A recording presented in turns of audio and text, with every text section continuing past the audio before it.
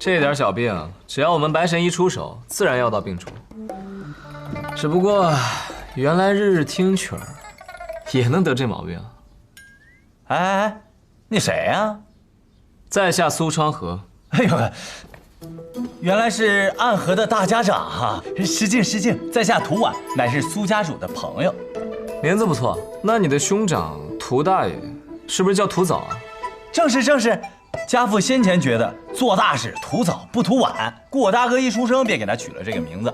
后来我大哥也是争气，年少成名，不过11岁就把欺辱我家的地痞给咔嚓了，抓进大牢关了5年。从那时起，家父便认为还是大器晚成的好，待到我出生，便就叫涂婉了。有趣。不过没想到我们的苏家主平日里少言寡语，这朋友倒是遍布天下。哎。 一会儿留下来吃个午饭。不了，千金台中事务繁忙，不宜久留，我还是先行告辞了。等等，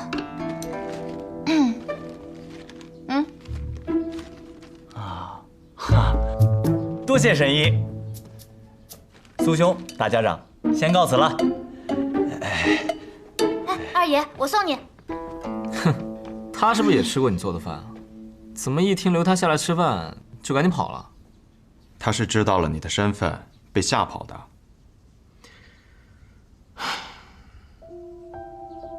以前当送葬师的时候，每次看到别人听到自己的名字吓破了胆，就会很开心。但现在反而不是滋味。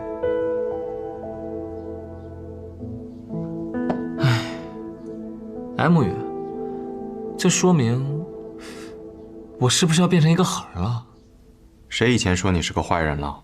神医啊，他不就天天说？喂，我说你是个坏东西。好啊，你说我不是人呐，阎魔掌！你要做什么？你这阎魔掌快到第9重了。是啊，就快到第9重了。 和当时的穆斯林快差不多了，不过最近我得找机会去闭关，赶紧突破第9层，不然天启城中高手如云，也是个麻烦。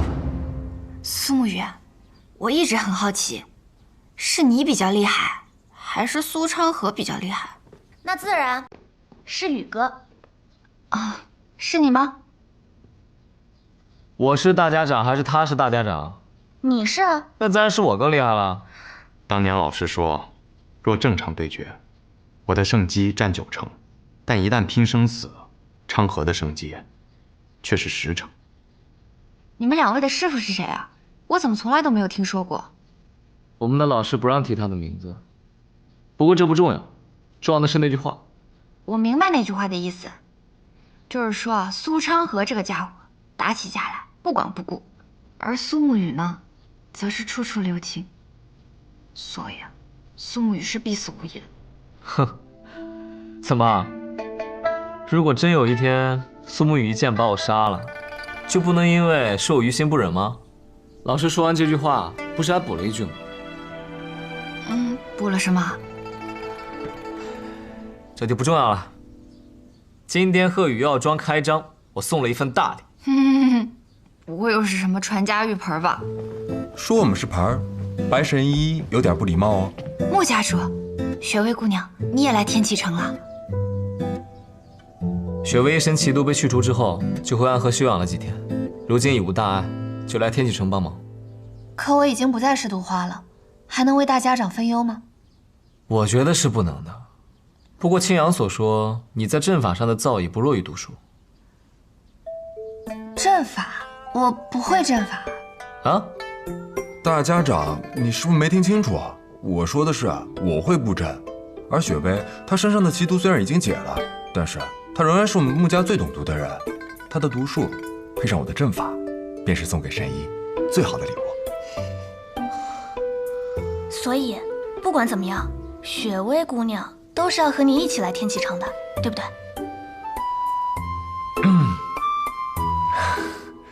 能者多劳嘛。 此行我们来到天启城，既不想隐秘身份，安排了鹤羽药庄这落脚之处，自然需要做些准备。我说过，要送神医出主朝，可如今时间匆忙，此处无法实现，但也需做些准备。有了青阳和雪薇在此处布下阵法，应该不会有太大问题。看来这里凶险的很，还是在南安城最安适。将我师兄身上的药人之毒解开，否则别想活着离开此地。是吗？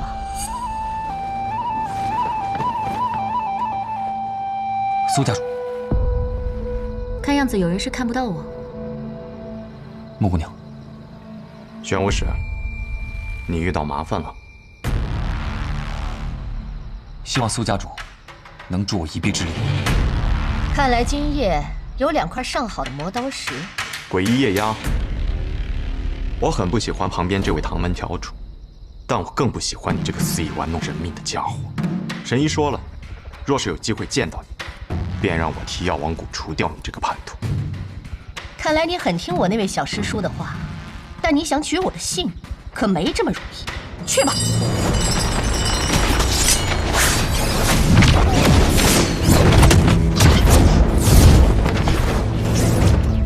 此人是谁？他是我唐门的副门主唐连皇。若苏家主能助我救下大师兄，此恩情我定然此生不忘。恩情？为了报恩，你什么都肯做吗？只要不违背正道。废话。死吧！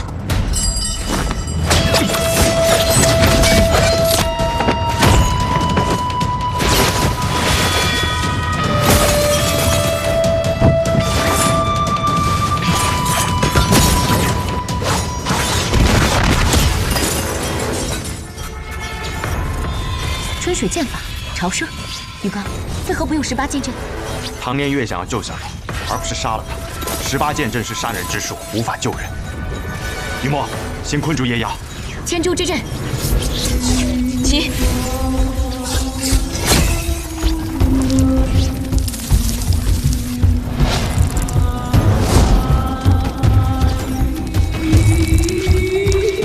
该死！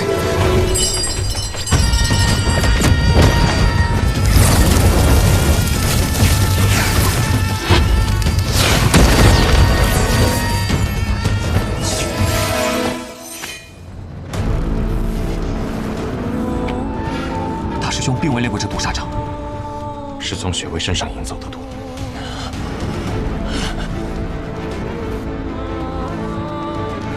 也罢，只是小试一下这金身药人的威力。今夜就陪你们玩到这儿，我们走。休想逃！师兄。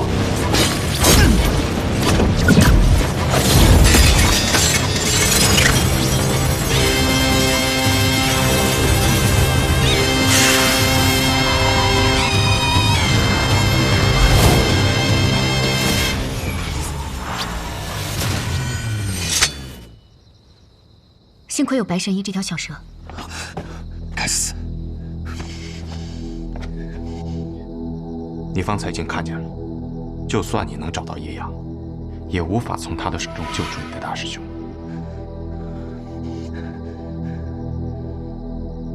他们究竟把我大师兄怎么了？有一点你可以放心，金身药人至少人是活着的，只是失去了意识，但武功会比之前更进一步。若我没猜错，唐灵皇虽然身为大师兄，年纪上比你大上不少，但你们2人武功应当是在伯仲之间。可方才他以1敌2，还占了上风。究竟如何才能破解药人之毒？我不知道。你不知道？我只知道，杀死药人的办法只有一种，一剑穿心，绞碎他的心脏。我知道你现在心情很急迫，可如今你大师兄的生死完全掌握在别人手中，便只能等。我们很快会再见面的。雨墨，我们走。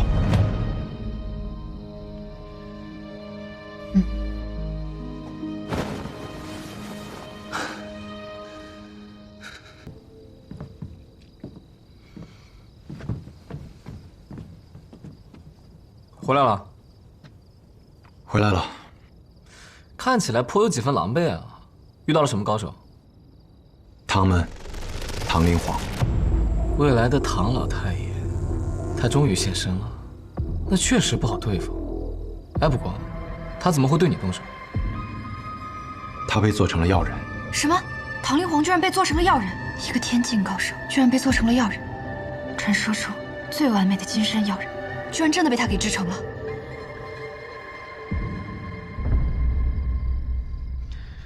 李新月已经答应帮我们去联络琅琊王了，你说他会和我们合作吗？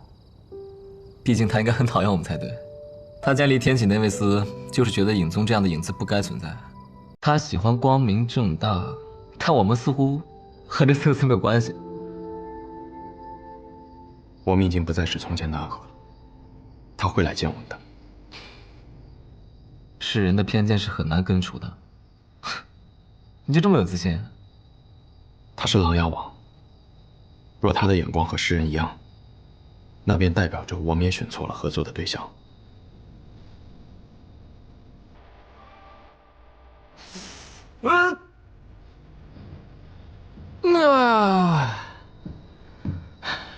那就让暗河的潮水真正的涌入天启吧。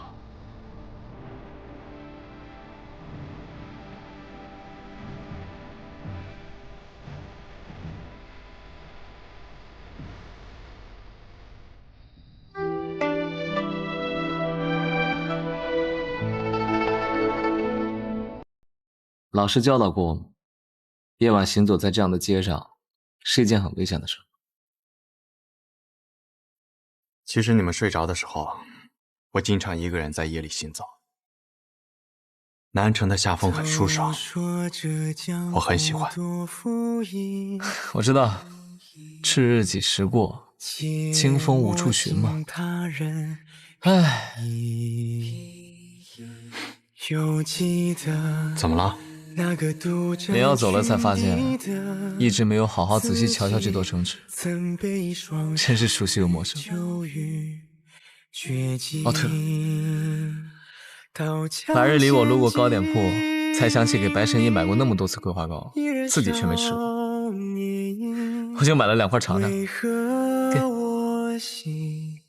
更坚定，风声鹤唳在听，风中人可是你相伴我走过村望。你笑什么？没什么，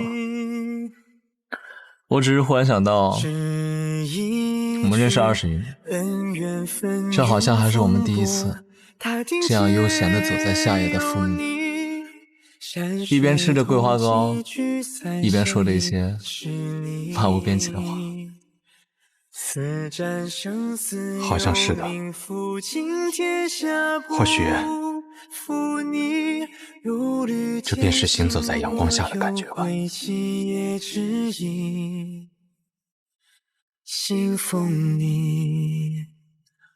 你喝醉了吗？如今我们头顶上悬挂着高高的月亮。走吧。走。我先带青阳、雪薇回一趟暗河安排此事，届时才是真正的走在阳光之下。路履艰辛，若有归期也指引。新鲜的莲藕嘞！新鲜的莲藕啊！往这儿来看一看。还有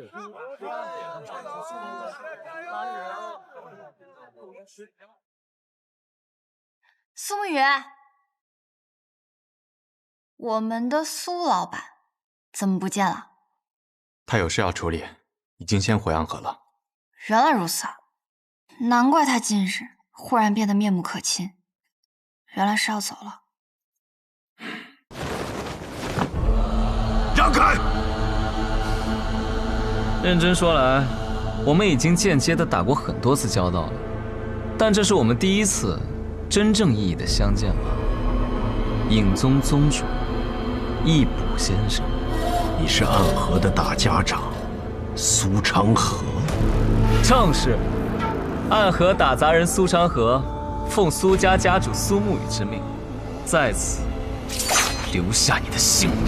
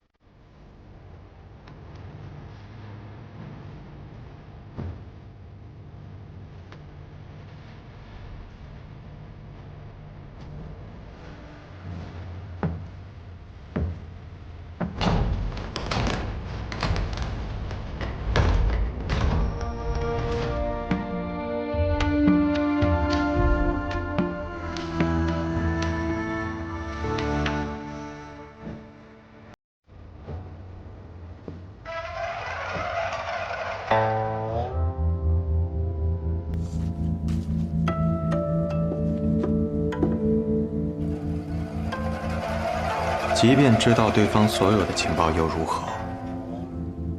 他还是天下第一，你们还是对付不了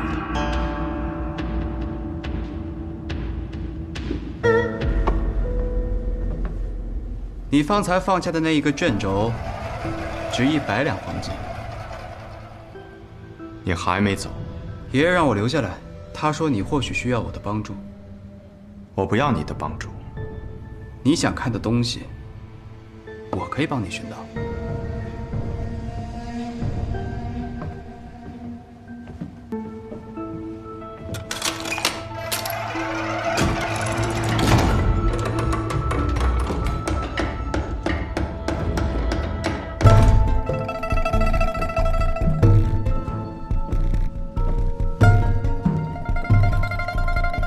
白小堂。剑心种，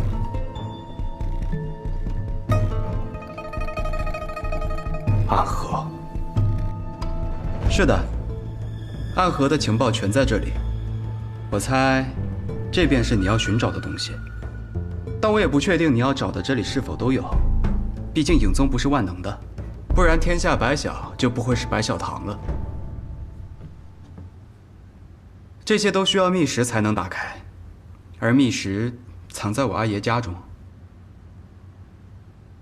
我有。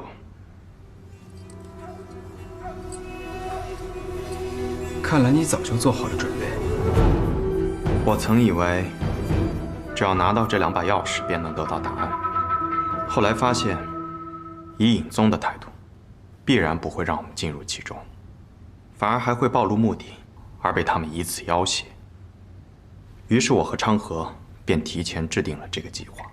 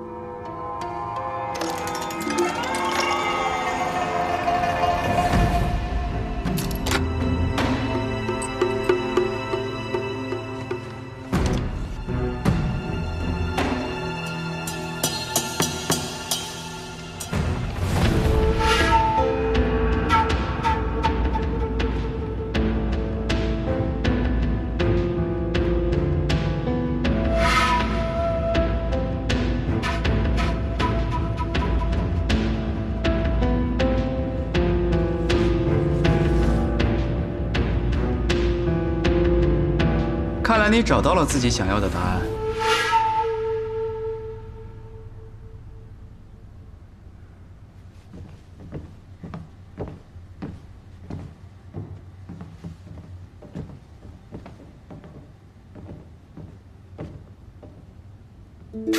怎么？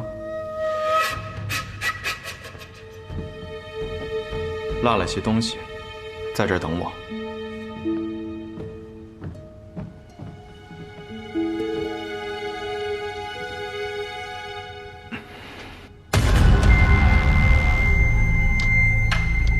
苏沐雨受了重伤。三爷，找机会在苏沐雨背后射出一箭，改变今晚这场战斗的结局。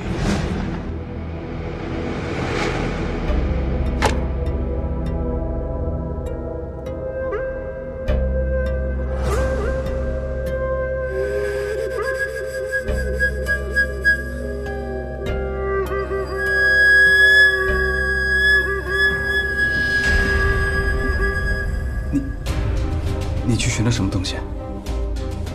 这就不便与你说了。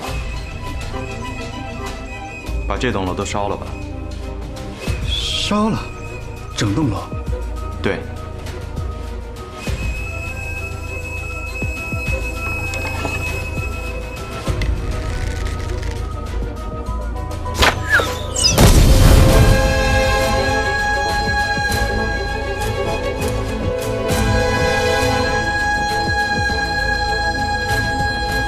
方才露出的破绽，是故意的。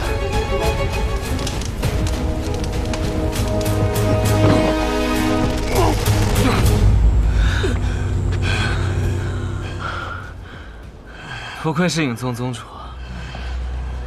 还是有几分实力的。我差点就输给你了。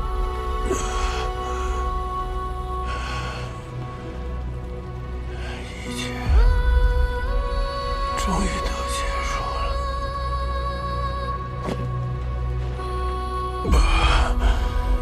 我这一辈子究竟是为什么而活？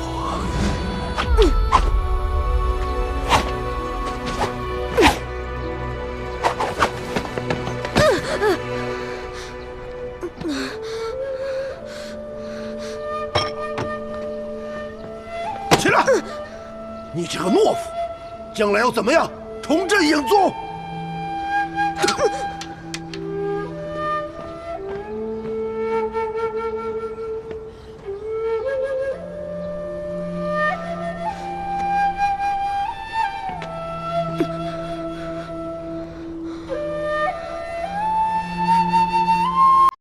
我要重振影宗。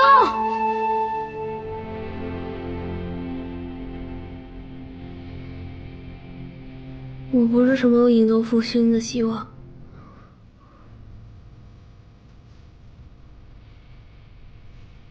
我只是个小孩，我要出去玩。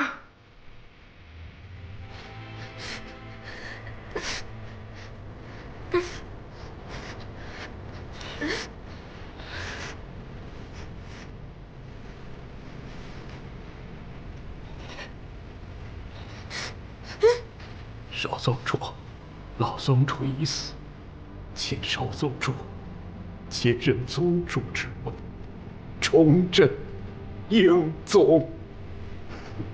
请少宗主接任宗主之位，重振影宗。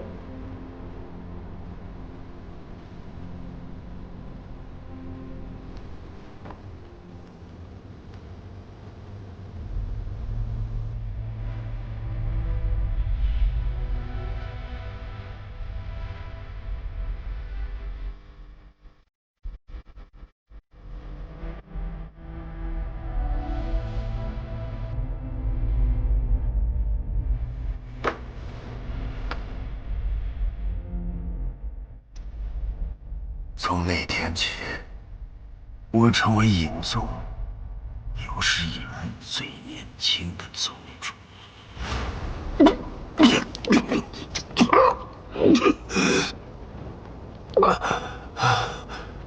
我这一辈子算是无比失败的吧？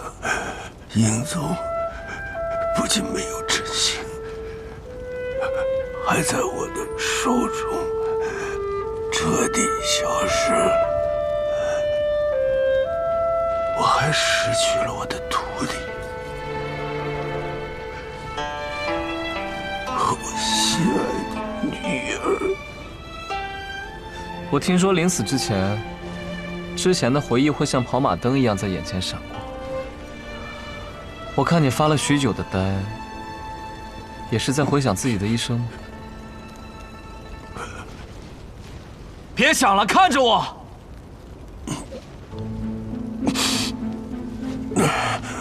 来呀，你动手啊！啊！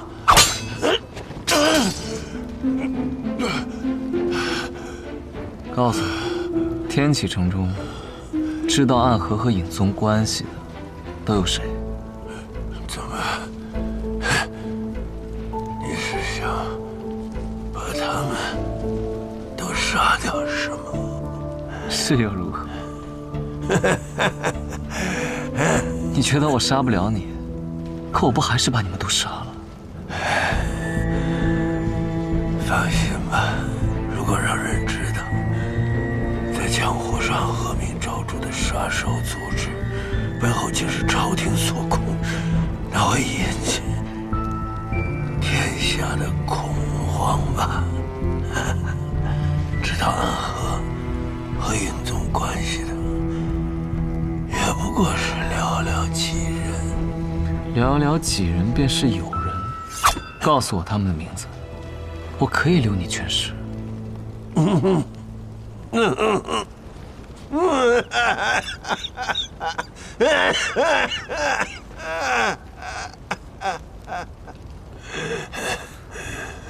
怎么样？找到你想要的东西了吗？找到了。这老头怎么处置啊？哎，不对，我为什么要问你啊？明明我才是暗河之主，要我说，就把他的手脚都砍了，要不然他是不会告诉我们天启城中还有谁盯着暗河。就算你斩断他的手脚，他也不会告诉你的。你杀过的人不少，这样的眼神，应当也见过不少。我发现你这个人真无趣啊！我不过就是想折磨他一下罢了。你还有什么想说的吗？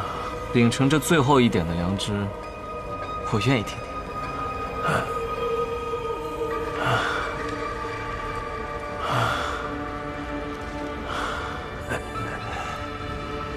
是影子，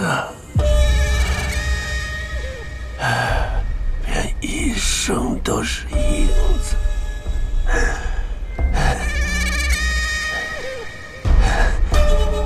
影子，若是想走到阳光下，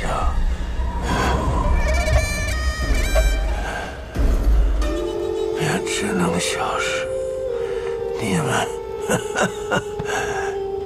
终将会失败的。真是无畏气！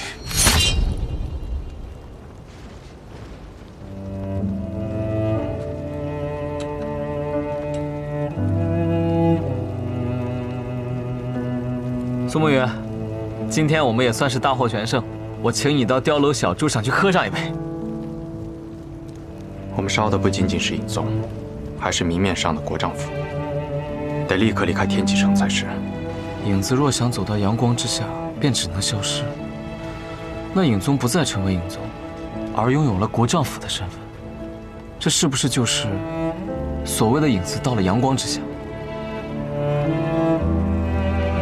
所以，义卜刚刚说的那些话，不仅是在诅咒我们，也是他现今的写照。你在想什么？没什么。哦，对了，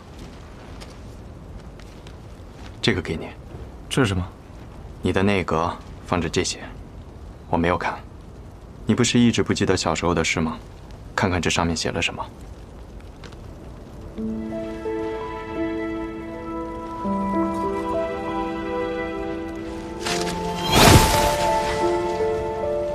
以前的事儿，管他做什么。以后暗河，你我只有明天。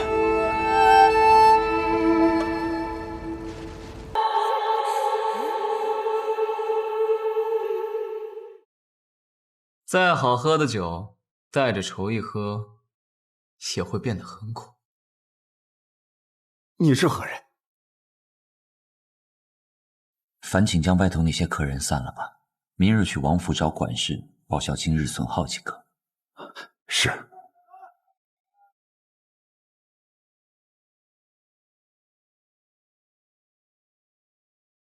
暗河新的大家长苏昌河。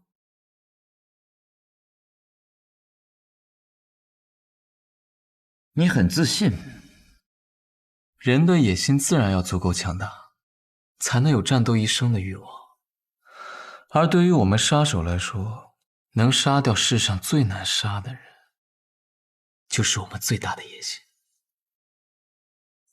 说的倒有几分意思，这句话值得饮上一杯。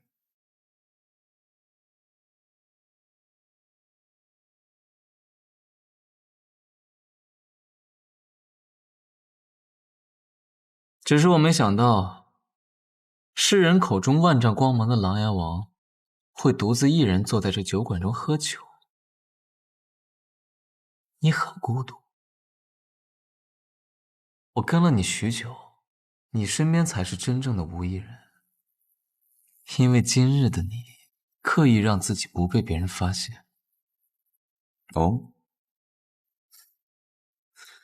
因为你刻意的想要看一看。这个天气，这个天下，没有你，琅琊王会是如何？是不是依然还是那个样子？是不是你这些年这么多的抉择取舍，根本就不值得？若你不是杀手，倒是值得真正和你喝上一场酒。很可惜啊，这世间不能没有你，琅琊王。在光明处你有人瞻仰，而在黑夜里，有我们在等你。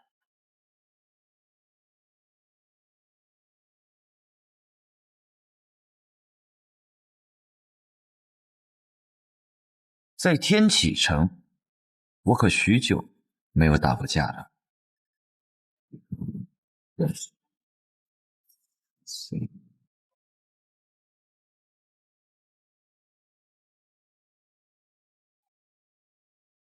哼，天下不肯拔剑，是想拖延时间？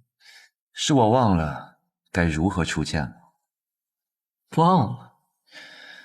我曾经有一剑名天下第三，是因为我师父李先生他有一剑剑名天下第二，寓意我为天下第二，谁人敢称天下第一？那你的天下第三，便是自学堂李先生之后，剑术之道便在于你了。我真该和那个家伙换一下，让他来杀你。可我挥不出那一剑了。我还记得创剑时的快活，用剑时的豪迈。可如今当我提剑而起时，便只觉得兴致寥寥，而浩阙剑也没有回应我。浩阙只是一柄剑而已。明剑有灵。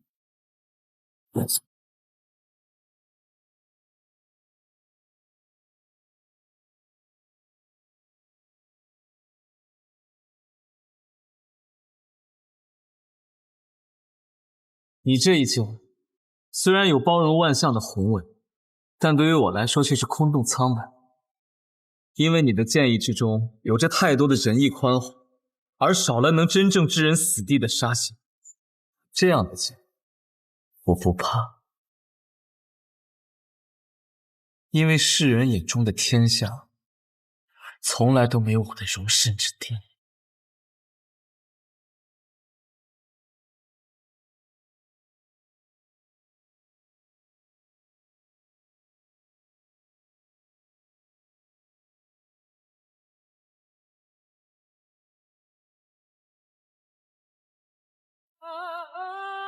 你这一剑杀的是人心，能褪去执剑者的杀意，而我不一样，我出剑便是为了杀人。是啊，毕竟没有一剑可以真的容下整个天下。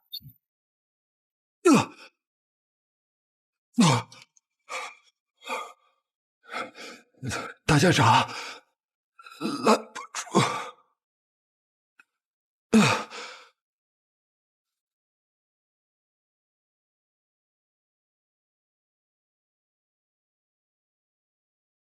一个人跑出来喝什么酒？还以为自己是那个任性的黄死猫？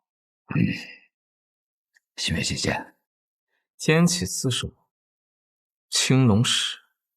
我就知道，暗河的人来天启城没什么好事。你和苏沐雨那个家伙不一样，韩一跟我说过，见到你不用犹豫。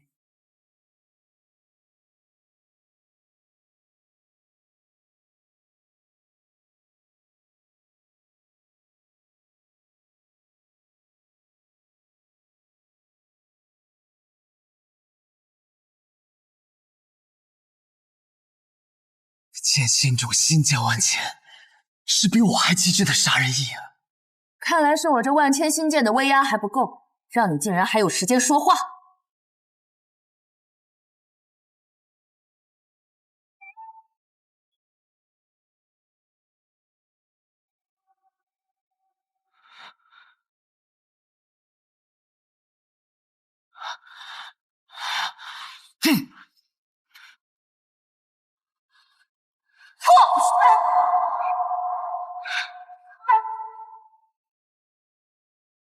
哼！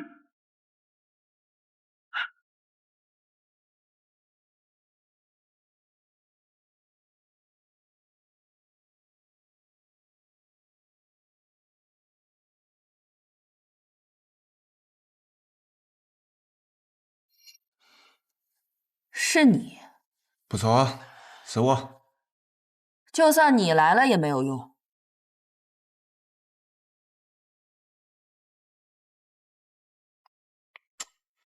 哎呀，麻烦大了。许久不见了，苏哲先生。哼，殿下好记性啊，还记得我？催命铃，夺命环，不敢忘。我现在没是暗河令啊，放我们一条生路，如何啊？当年我护送镇西侯回京，有人花重金收买暗河，取我性命。当时的苏哲先生也曾在占尽上风之时放我们一条生路。心月姐姐，让苏先生离开吧。放虎归山，后患无穷。一定要打。心月姐姐，让苏先生离开吧。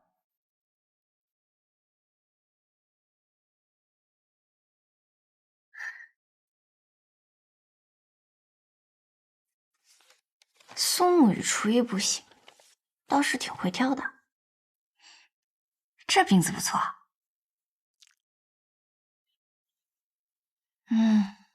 也不知道尹宗的那帮人对他好不好，不会像对犯人那样给他吃糠咽菜吧？怎么搞成这样啊？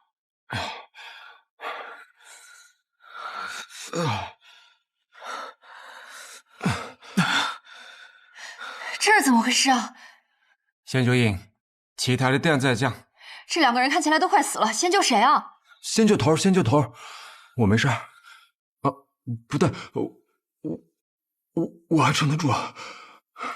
现在不装了？非也啊！我是真的差点死了，只是我机灵躺下，见我对他没有威胁，这才放我一马，所以我才没受重伤。不像头这是被万箭穿心了呀！你闭嘴！这是遇到了谁？剑法竟这般可怕！天启青龙使，心剑穿云。先把鞋指出。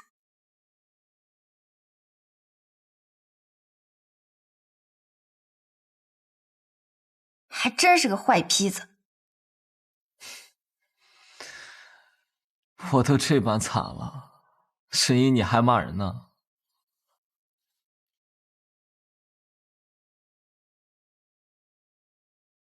用这药给苏昌河涂遍全身，1日3次，用完了再来找我要。这药便可以了。用这个我还嫌浪费了呢。说吧，你又在打什么坏主意啊？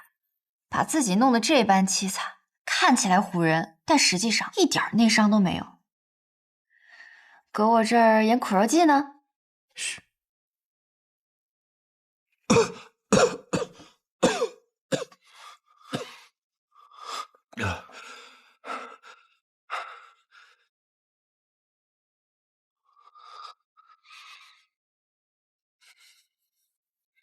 听说你们刺杀琅琊王失败了，原本已经成功了，但青龙使李新月突然赶来，你为何不替我们拦住他？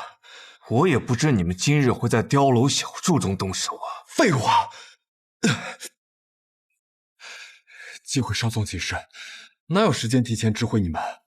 况且，你们影宗的眼线遍布全城，我们明明已经发了信号了，为何你们全然不知？反而是李新月比你们先到。我告诉你啊，我们大家长若是死了，我定带领暗河众人与你们一决死战。大家长受伤这么重，接下来还会有机会吗？这一次机会错失了，琅琊王身边一定会安插更多的护卫，想要再杀他就很难了。是，很多时候机会只有一次。不，还有机会。大家长想要如何？我会召集暗河3家精锐入天启，只为杀他一人。暗河精锐入皇城？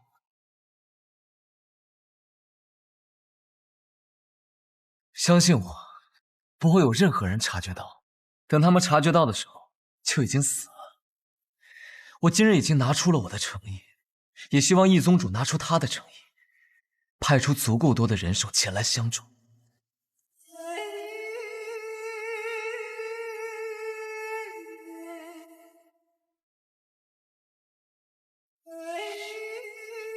好。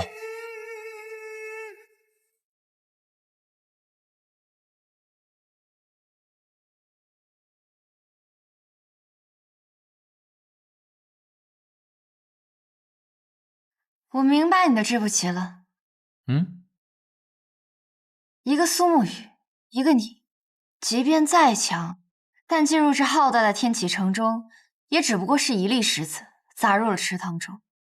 但若那带着刀剑入天启的修罗恶鬼全都到达，便有如无数的石子砸入了池塘中，势必掀起滔天巨浪。义布不会拒绝，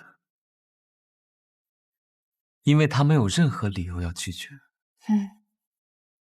还真是个坏痞子。哼。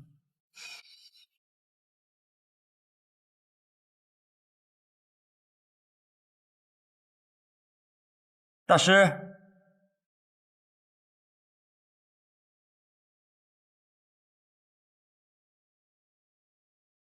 大师，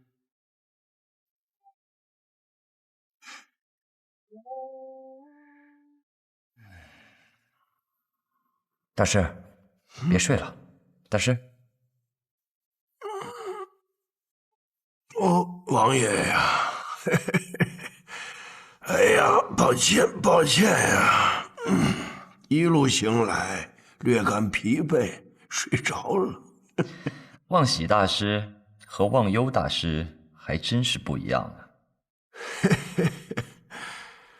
哎呀，我那师兄啊，名为忘忧，可如今却是天天忧愁不断。我名望喜，却过得自在逍遥，真是命运弄人呐！方才入定，我做了一个梦，梦见佛陀与我相谈，谈着喜忧之道。大师啊，你我相识多年了，又何苦在我面前装高人呢？你其实是梦到了天香斋的百素宴，从辰时一直吃到了日落。你怎么知道的？口水流出来了。阿弥陀佛，罪过罪过。大师，忘忧大师和那个孩子最近过得好吗？那个孩子跟他的父亲叶鼎之一样，是一个武学奇才呀。哎呦，谢过。我倒是希望他能够普通一点，他越厉害，也就越危险。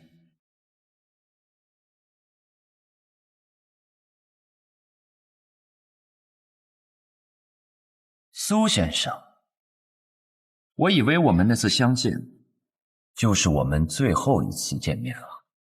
我本来也是这么想的。那是什么改变了苏先生的想法呢？是这该死的命运吧。降魔法杖。哼，这位大师好见识，正是降魔法杖。我是你苏哲心中的魔，我来帮王爷除克这心中的魔。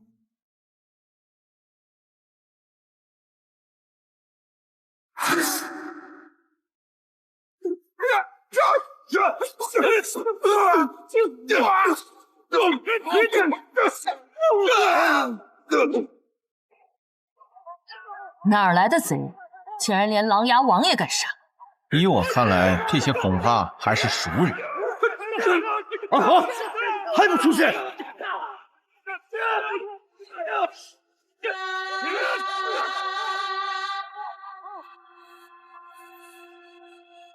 杀！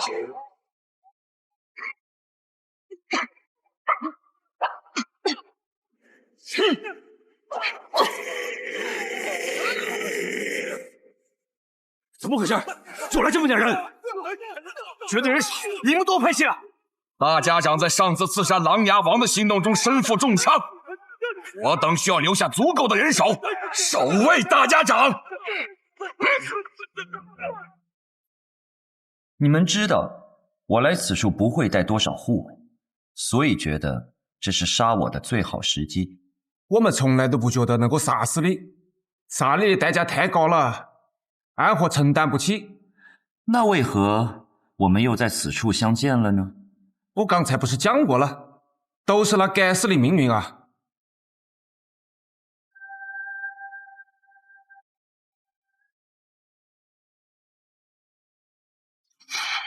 阿弥陀佛，我的般若心中不如我的师兄。王爷，我的内力已经耗尽了。若是风小寺出了杀孽，便是我若风的罪过了。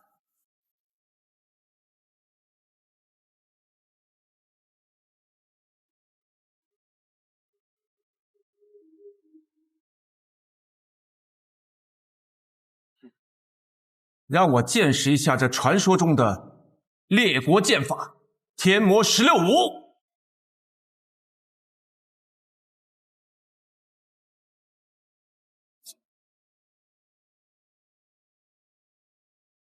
很少有人能见到这场真正的天魔舞，见过都已经死了。王爷或许能够活下来，但这天魔将永远与你共刑。城主，我呼叫援兵。是。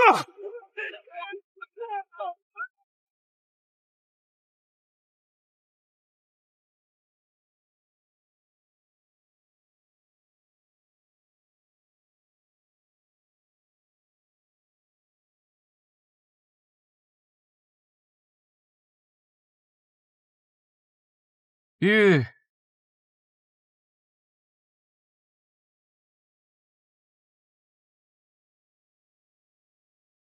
陪我演一出好戏，调走影宗势力，毁去万卷楼，沐雨流。好，好，好！我现在就去天启城，看看这出好戏有多精彩。驾！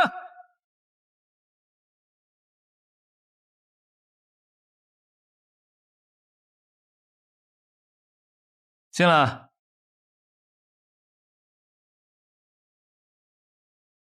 哲叔已经动手了。风小寺中杀机已现，哲叔说了，一定打得惊天动地，他保证。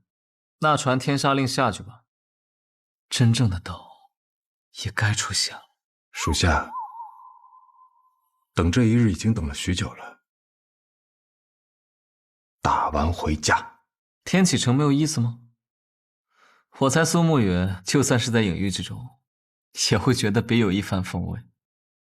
很无趣啊，永远都感觉身上有一根线提着，而今日就是斩断此线的时候。新雕的桃木剑，孟城山求来的。唉，你就这么喜欢做一个术士？也曾想过羽化登仙，驾鹤而去。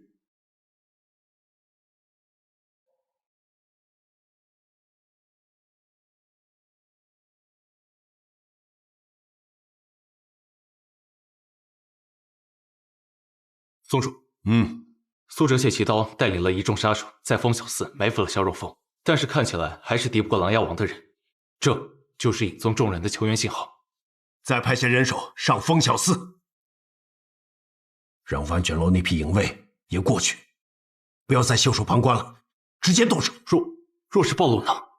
只要是他死了，这天启镇守中枢之人就不再是他了，何惧之有？是。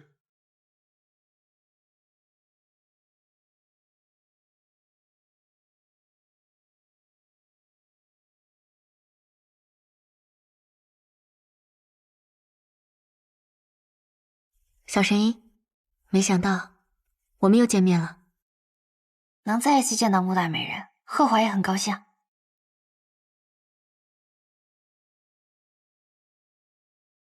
来，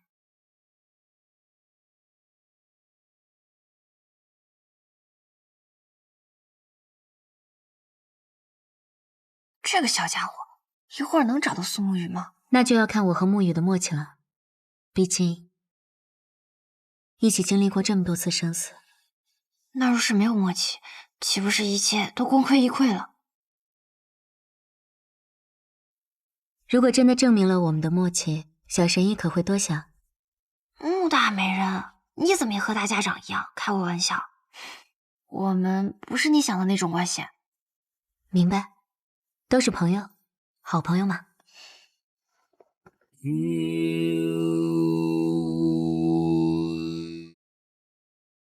宗主，宗主，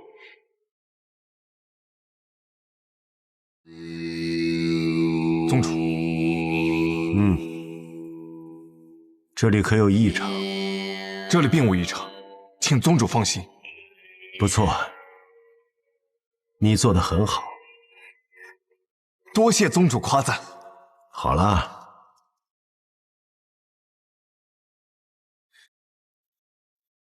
宗主，你这是怎么，连我都不能进吗？属下不敢。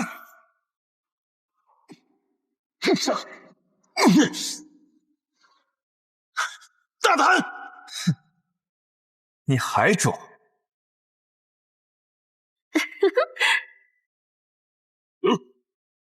你是怎么发现的？宗主曾经跟我有过约定，即便是他，也不能进入这隐域。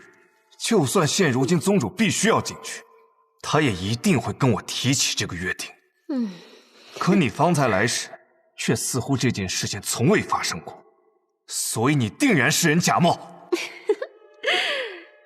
真是没有想到，原来义捕也有聪明的时候。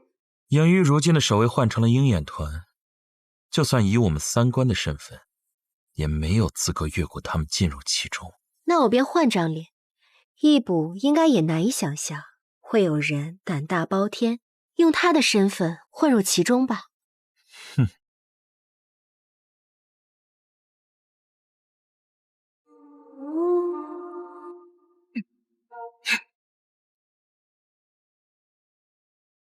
叛徒！哼，我也不知道义捕是怎么想的。暗河的实力早就远远超出影宗，他却还想用那些陈旧的传统来控制暗河。我不比我那2个愚蠢的同伴。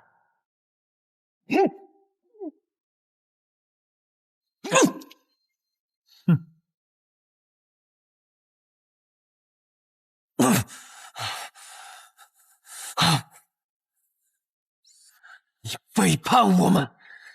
我说过，我欣赏苏昌河，在那次黄泉当铺之后，我就已经开始联系他了。他比你们都聪明，知道什么叫做择良木而栖。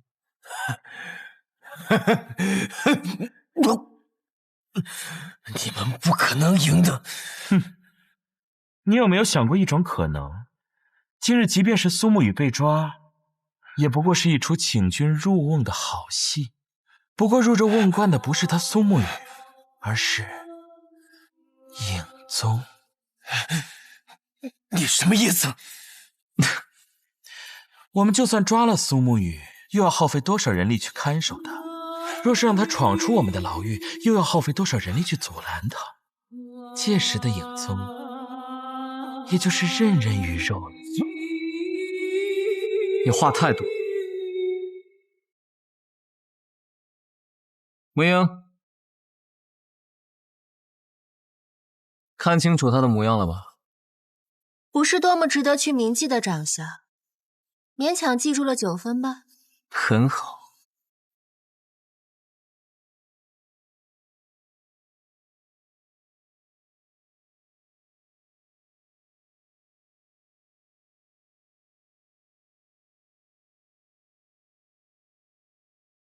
那么真的天官，便就不必存在。我只选择强者。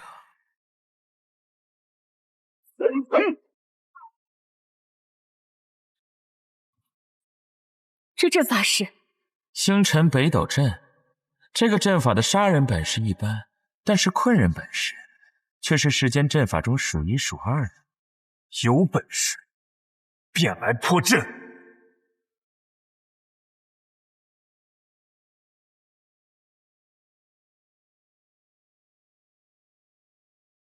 看来他们被影宗发现了。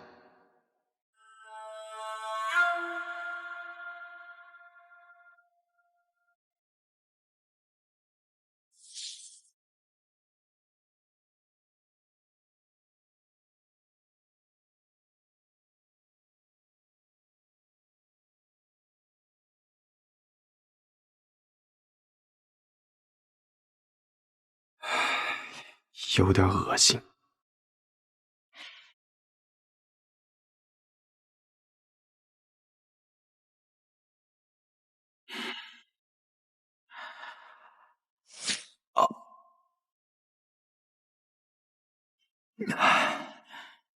我的那一滴解药，怕是解不了全部的醉梦蛊。雨墨姐姐，你还有更多的寻踪珠吗？这一只是宇哥独属，需要训练很久才能得到这样意志。不过，如果是宇哥，哪怕只有1滴解药，也一定可以找到破解之法吧？也是，他可是苏沐雨啊。似有飞剑天上来。渊，活下去，等你长大后成为剑仙，重振我们无剑城。经络咽下不复回。一柄剑可以炼制多强，从能敌10人到能敌100人，最后敌1000人，甚至敌10000人。望那人间无尽愁。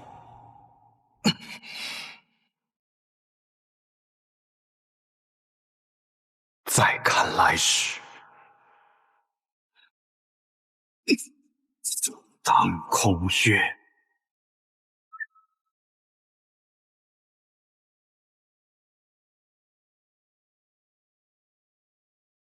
父亲，今夜便借你到凛然剑气吧。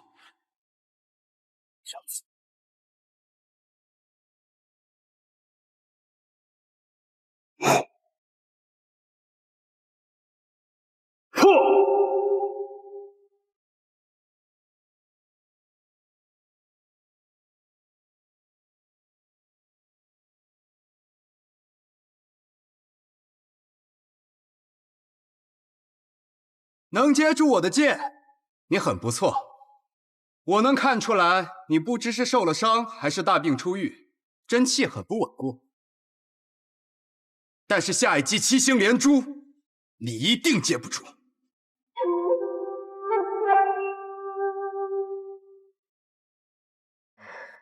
七星连珠，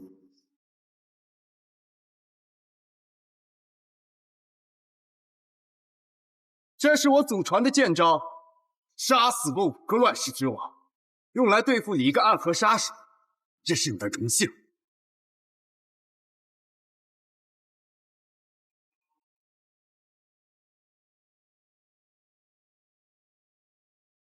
这剑的威势，竟比上一剑要凶猛近1倍。这七星连珠一剑强过一剑，你若再接一剑，你手中的剑必定会断。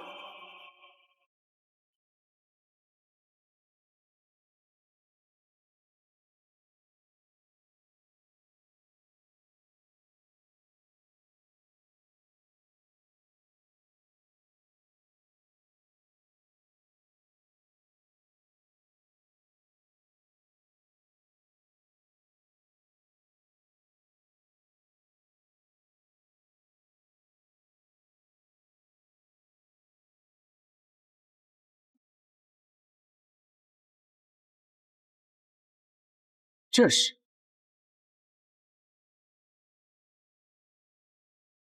太极剑，一个杀手居然会这世间最缓慢的剑法，但接下来的剑可没那么简单。是吗？可你的剑势分明也在消耗你的气力。下一剑，请吧。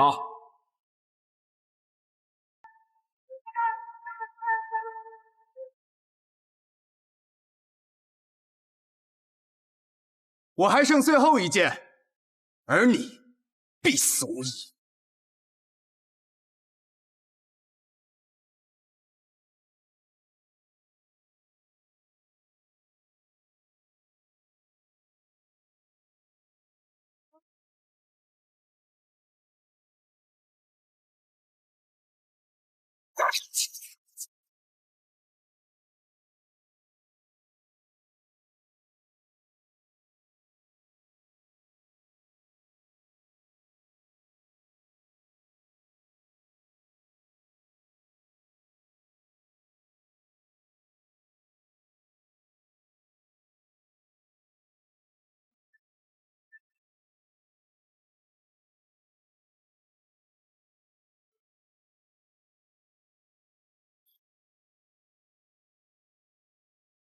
爷爷，两位叔公，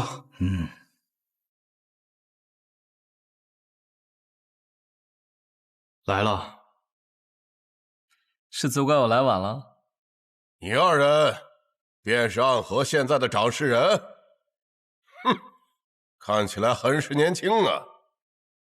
暗河大家长苏山河见过3位前辈。旁边的这位是苏沐雨，是如今的苏家家主。敢问前辈们尊姓大名？谢必佑、穆福生、苏子言。你们姓谢、穆、苏，是暗河3家之姓。你们是？他们听了我们的姓氏，很是惊讶呀。不错，我们和你们暗河那3支本就是一脉而成。当年我们的先祖，有些人去了江湖，而有些人则留在了这里。我们3个人就是留在这天启城这一脉的后人。是你们的先祖罢了，并不包括我们2人。我与昌河皆是无名者出身，身上并未流着3族的血脉。暗河3家已经被你们这些外族人掌控了，难怪你们会闯到这里，要与我们影宗作对。哼，新旧更迭，本来就是这世间的规矩。哎，年轻人，你们今夜来此，是要闯这万卷楼？是。哼，可这万卷楼没有金银财宝，也没有武功秘籍，只是藏着那天下的隐秘之事。你们来这里是为了什么？既然藏着天下隐秘，自然也包括暗河的隐秘。你们想毁掉万卷楼？是又如何？不仅要毁掉万卷楼，也要斩断影宗和暗河之间所有的牵扯和关系。哼，看来开国时期，先祖想用影子来守卫天下的愿望，终究是破灭了。早就破灭了。暗河和影宗早已不是守卫天下的影子，而是站在阳光下的那些人，争权夺利的棋子。可斩断联系，就凭2个无名者吗？凭我足矣。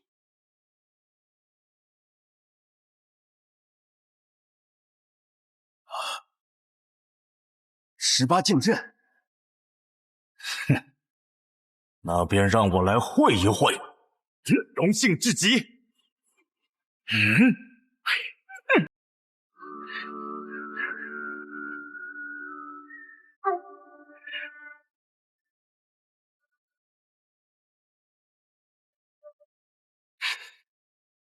你的剑里藏着一股剑意，我曾见过，是春雨剑意。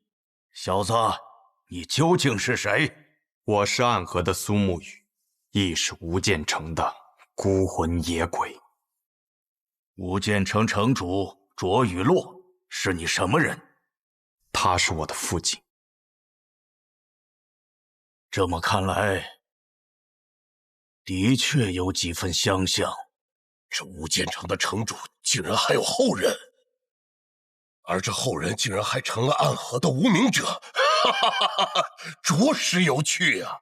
我明白你为何一定要去我这身后的万卷楼了。这身后的万卷楼中藏着你的身世，也藏着当年无间城被屠城的秘密。是，所以没有任何人能够拦住我。既然如此，那只有我们3人联手了。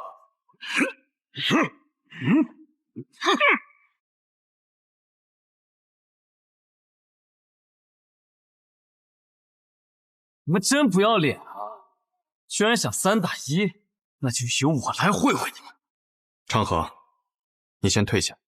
你已经很累了，只要我还站着，你便无需动手。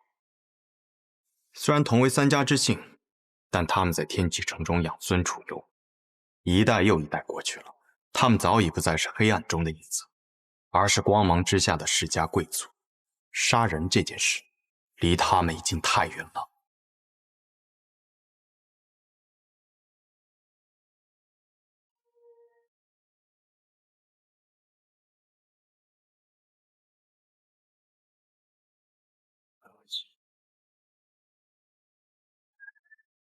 没想到有生之年，我竟能再次见到真正的18剑阵。刚才只见17剑，未见这第18剑。第18剑，无论胜负，只论生死。那就和你论一论生死。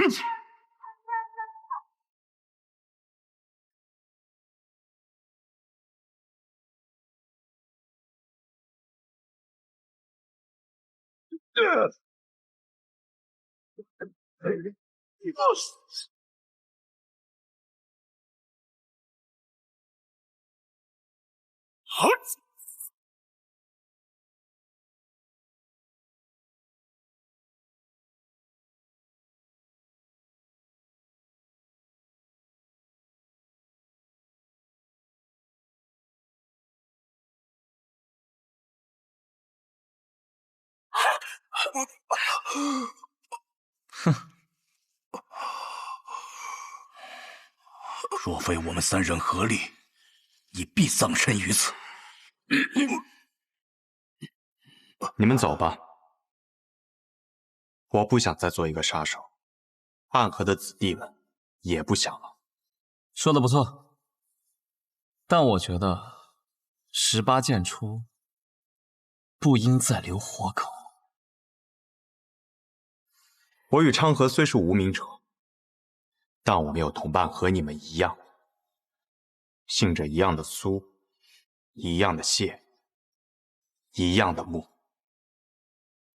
暗河向来是一个不讲感情的组织，但我希望他们也能够拥有在阳光下自由行走的日子。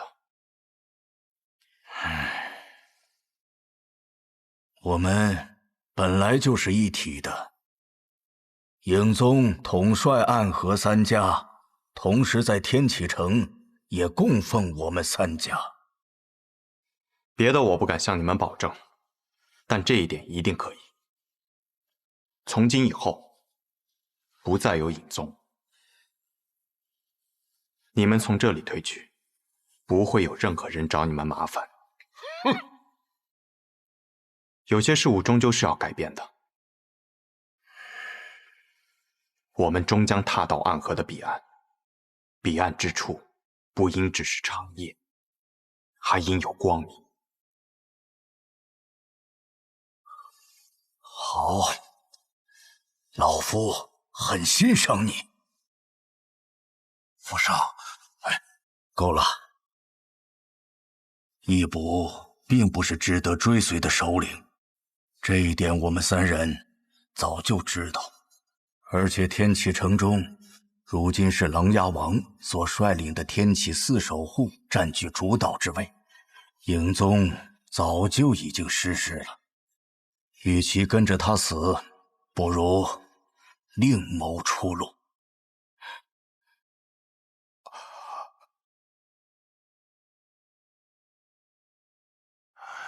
那么苏公子，我们就此告辞，希望你能实现你的愿望，带来一个新的暗河。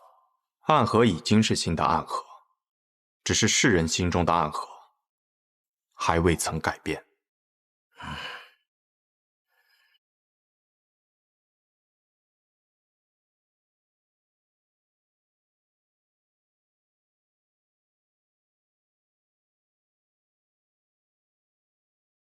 宇哥这是得手了，少声音。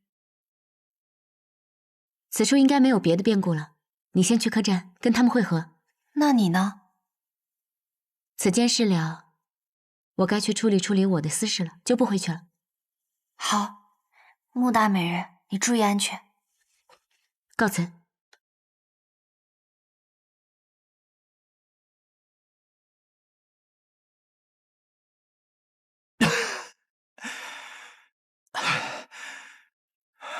何必如此？方才若我们一起动手，便不会这么狼狈了。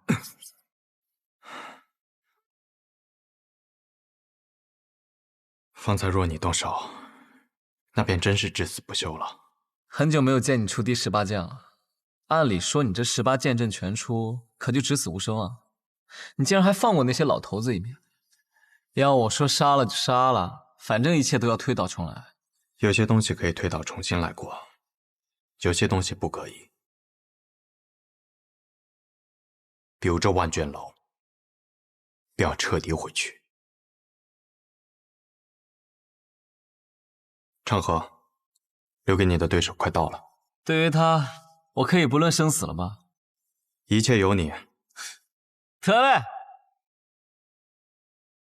哎，等等，宋宇，为什么我总觉得你才是大家长，我就是个打杂的呢？唉，都是我自找苦吃啊。